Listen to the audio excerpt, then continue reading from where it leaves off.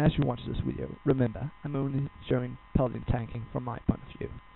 If you think I have forgotten to write something, if you tend to disagree with me about some stuff, well, a comment, send me a link, write to me about it, let's have a discussion. Let's show other people your point of view, so they can make their own point of view. Also, remember, whenever my pronunciation is terrible stupid, or I'm forgetting some words, stopping up a bit, tend to remember this is not my first language. I'm pretty bad at English, and whenever it becomes too much for you, just start up and try to say "Welcome" 5 times, very fast in a row, and you'll realize that even though I'm very bad at English, well, you're just terrible at Danish.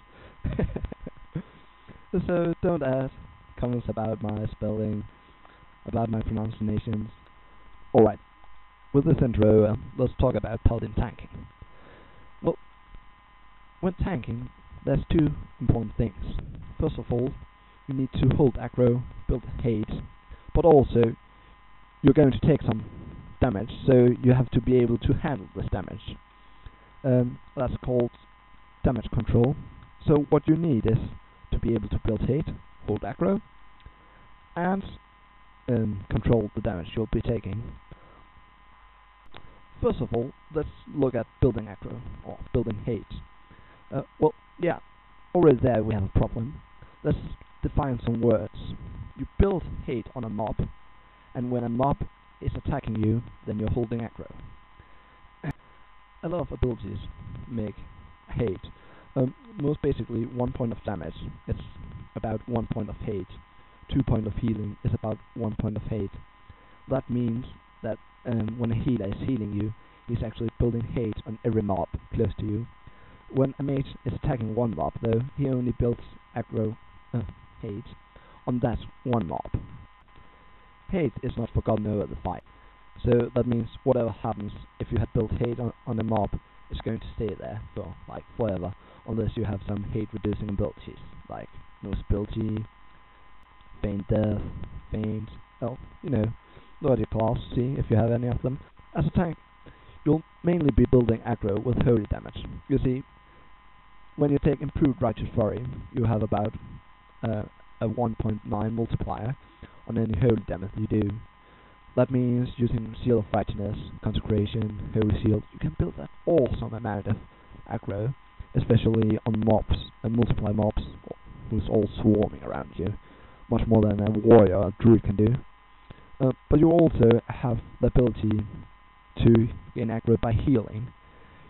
In some instances, in some raid situations, you can start healing a person and then build aggro on multiply mobs.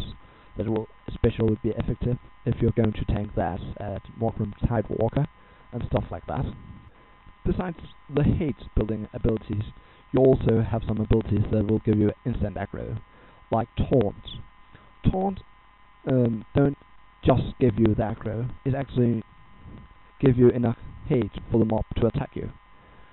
It isn't always like the person who have most hate gets attacked. No, a mob will continue attacking the person it's attacking unless the person in melee contact have 110% more hate, or a ranged person have 130 more hate. At that point it will turn over and attack them. It means that if you have like 100 hate, then the rogue needs to get 110 hate before the mob attack him, and the mage need to get 130. At the point the mob starts going for the mage or something, or the class, could be a warlock, blah blah, I don't really care, you can turn it back. If it's going for a melee class just besides you, you'll get as much hate as he have, and then 10% hate more. If it goes for the mage or ranger class and it's not in melee contact with you, you'll get the same amount of hate he has and 30% hate more. A very important fact is that the bubbles don't reset hate. It's just so that if you're immune to a form of attack, then a mob with that attack type won't attack you. So if you use like Blessing of Protection on a mage to stop a mob from attacking him, then it don't reset his hate. The mob just can't attack him, and it will go for you. as soon as the Blessing of Protection runs out, it will storm over to him and start hitting him again. For the same reason, if you use Divine Shield, you don't lose all your aggro. The mobs will just stop attacking you. You can use that if you have a terrible debuff, like reducing healing on you with 100%. You're going to die in a couple of seconds if you don't do something. Then you can cast Divine Shield and dispel the Divine Shield again. That's basically how hate and aggro works. It's pretty simple, but in complex situations it can get very complex. So if a mob starts running to a player and you don't know why, then after the situation, think about what happens. How could hate building have gone in this situation since he suddenly got aggro? It will improve your tanking over the time when you stop up and think about stuff like that. The next part is damage control. Damage control you can roughly split up in 2 points: having a lot of hit points and reducing the damage that you take. Well, I probably don't need to tell more about having a lot of hit points. It's pretty simple: stack stamina, get hit points. Reducing damage taken should again be split down. There's 3 main sources to do that. First of all, by getting Itemization, that'll be high amount of armor, shield block value, when you're sure that you will block every attack against you. Some abilities, some talents, improved righteous warring will also decrease the damage that you take. Also, gaining a high amount of avoidance and negation will reduce the damage that you take.